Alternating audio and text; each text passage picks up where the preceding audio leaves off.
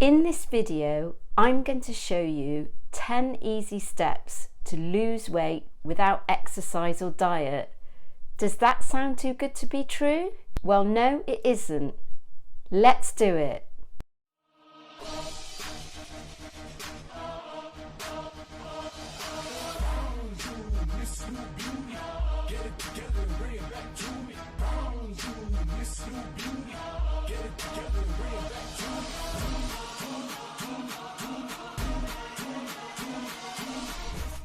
My name's Melissa Neal and welcome to Fit Over 40.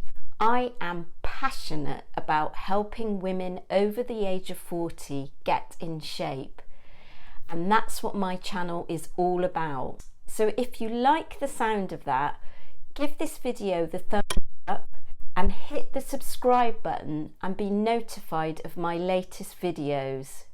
So if you've watched any of my other videos, you'll know I absolutely love exercise, but I get that not everyone loves exercise, and at the moment in the current climate with coronavirus, it's really difficult to try and get to the gym. Either the gym's closed or the gym's just a no-go area for you. And I know that a lot of people don't actually love huffing and puffing in the gym, and they don't like dieting. They don't like having to count every calorie, weighing food up. So I've come up with my top 10 tips on how to effectively lose weight without diet or exercise. So let's get to it. So is there a way of losing weight without dieting or exercise? Yes, there is, and I've implemented all these strategies myself. So what I'm recommending you do is not difficult. It's quite easy to implement. But I'll be honest with you, if you do exercise, you will find that you make those changes to your body more quickly and it's more effective. But you can do it without exercising or dieting. And I get it that lots of people, for whatever reason, can't always exercise. They either can't find time, you might have a health condition, or it might not be the right time for you to be implementing a new exercise plan. So I've come up with my top 10 list of things that you can easily implement to lose weight without exercise or diet. So let's get to it. Let's find out what they are. Tip number 1, drink a gallon of water. And here's the size that it looks like. Now, when you first start drinking a lot of water, and I found this, it is quite difficult, and I would suggest you start off with maybe half a gallon, half to 3/4 of a gallon, and you can sort of work your way up from there.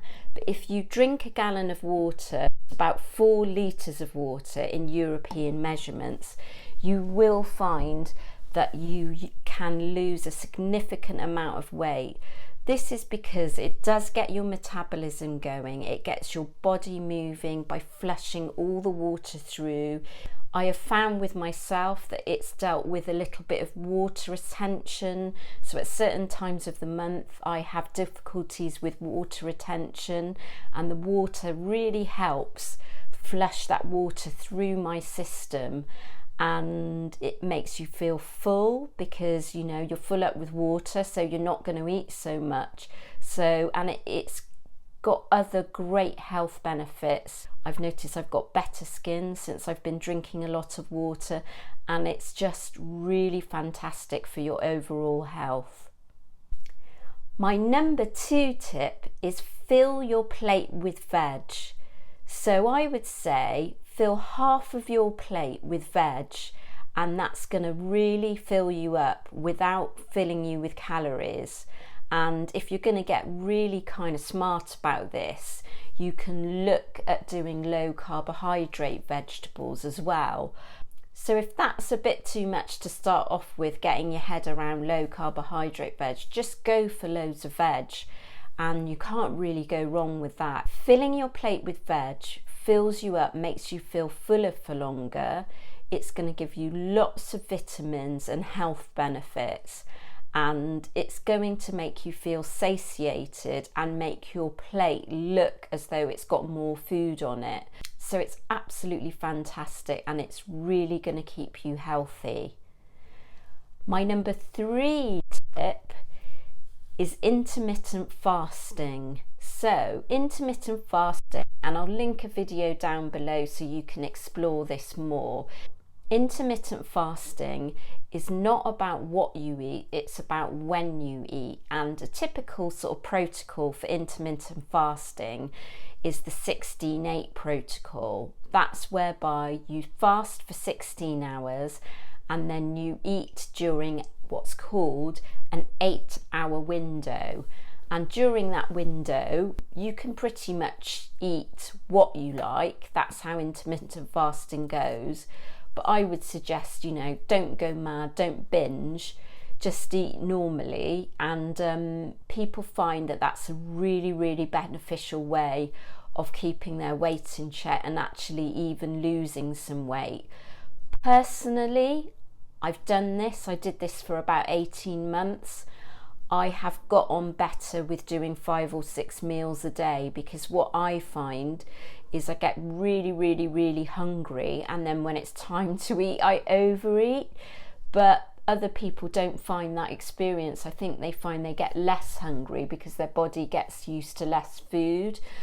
And I also need to actually eat around my training regime, and I often train really, really early in the morning, and I need to eat before I train, before I lift weights, and straight away after. So actually intermittent fasting doesn't fit in with that. So that's number 3. My number 4 tip is reduce stress and get more sleep. So reducing stress, I know that's really difficult when you're stressed, isn't it? But please do take some time to explore what's going to work for you. It could be mindfulness, meditation, reading a book, or just doing something that you love, like arts and crafts, riding a bike, whatever it is you enjoy doing. So for me, that's cooking or meditation. I find if I can sort of build that into my daily life, my stress levels are going to go down. So just doing something that you love, that you find rewarding, and taking time out for you is so, so important. And it doesn't need to be exercise. And then, hopefully that would have the knock-on effect of you getting more sleep. Do make sure that you go to bed early enough, and it's a really good idea not to have too much tech in your bedroom, too many devices, TV, things like that. Turn everything off or remove it, and have your bedroom as a quiet, peaceful place, like my bedroom, and try and keep it tidy. That makes it much less stressful. And I actually find CBD oil really helpful if I'm not getting sleep. So look at a lot of different techniques and see how you get on. My number 5 tip is eating mindfully.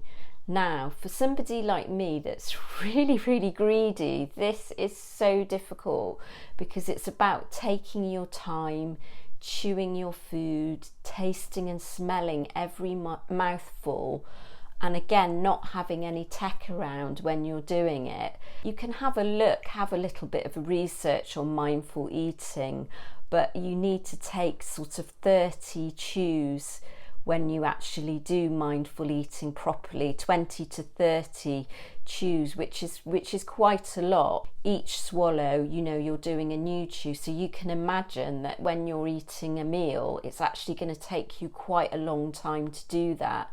And then what happens in the meantime is you feel really, really full quite early, because it's, taken you a considerable amount of time to eat that food. But it is highly, highly effective if you can manage to implement it. It really, really does work. So that's number 5, eat mindfully. Number 6, this is such an easy one to reduce your calorie intake if you can, but that's don't drink your calories.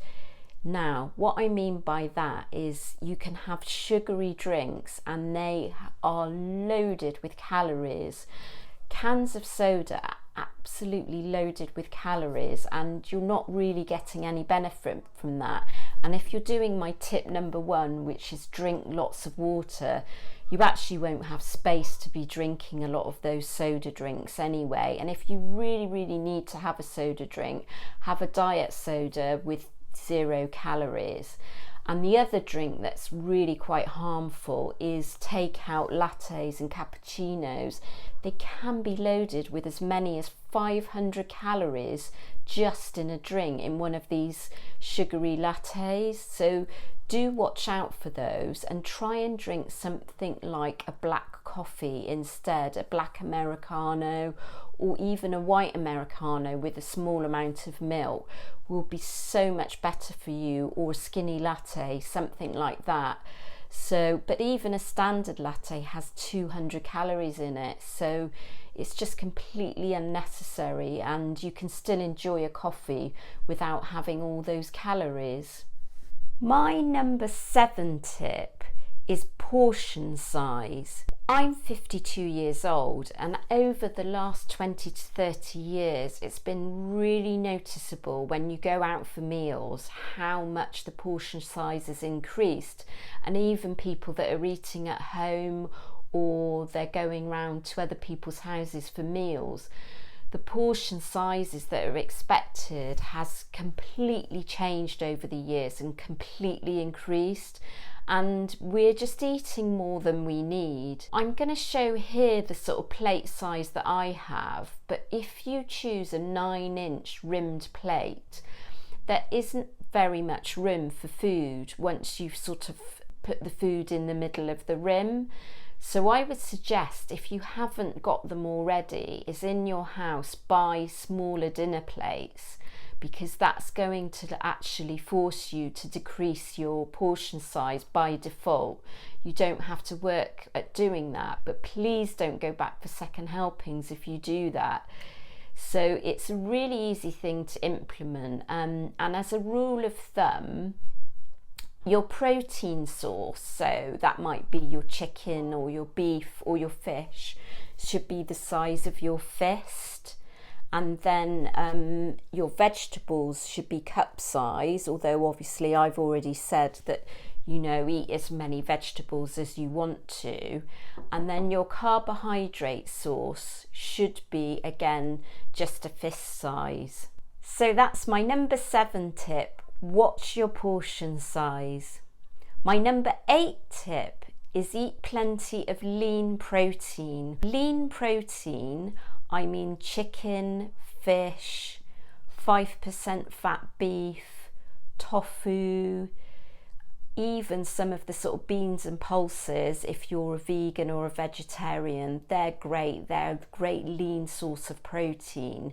What happens with protein is really great for keeping you satiated. It's good for building lean muscle, which I'm a really big fan of, and you know, particularly for women over the age of 40, it's fantastic. But it's also been proven to burn fat eating lean protein, so I would highly recommend that you incorporate that into your diet. And you should notice if you're not eating lots of lean protein, and do that in every meal. So in all my 5 or 6 meals a day, and I can link below my what I eat in a day video, I eat protein. I still eat carbohydrate as well, but I eat plenty of protein. And you know, protein, unless you eat way too much of it, it's not going to make you fat. So that's my number 8 tip. Eat plenty of lean protein. My number 9 tip, and hopefully you should be doing this already if you're trying to watch what you eat, but don't bring unhealthy food into your home. That's so important, because it's really easy to slip, isn't it? If you see something that you want to eat and it's in your home. And this is something that my mother told me to do, and I guess back in the day it was really easy. If you didn't bring it into your home, then you couldn't eat it. Of course, with the plethora of food places that are available to us when we walk down the street and in shopping malls and everything else, it does make life more difficult to kind of stick to healthy choices. If you don't have this kind of food in your home, then it's a really, really good start. So we've come to my number 10 and final tip, and maybe one of the most important tips, but it's actually dealing with any eating issues that you might have. So it could be an eating disorder, or in my case, I've got a problem with binge eating and I really find it so easy to go off track. So it could be emotional eating, and I have triggers of emotional eating. Something might resurface from the past that's upset me, I can turn to sweet treats, and it's really, really comforting, isn't it? But actually it's not doing your body any good. So you don't want to go on a diet if you're watching this, but what you can do is use some meditation techniques or mindful techniques to actually try and address some of your eating disorders, or even hypnosis. And I've linked down below a couple of books that I've used that are hypnosis books, very, very inexpensive, to try and address my issues with food. So if you know you're an emotional eater, and many of us women are, aren't we? That's and we've grown up with rewarding people with food. So it's an association that you have that you need to break, that food actually is not a reward. So yeah, deal with any issues that you have around food, and you will probably find the weight will just drop off, because if you're only eating at meal times and not for emotional reasons or for other reasons, then you'll find you're not eating as much as you used to do. So it's a really, really great way to easily lose weight. So that's my 10 ways to lose weight without diet or exercise. Did you like the sound of them? Do you think you can implement them? If you have any other amazing ways that you can lose weight easily, please do comment in the comments section below. And if you like this video, give it the thumbs up, and please do hit the subscribe button to get more videos like this for women over the age of 40 to stay in shape.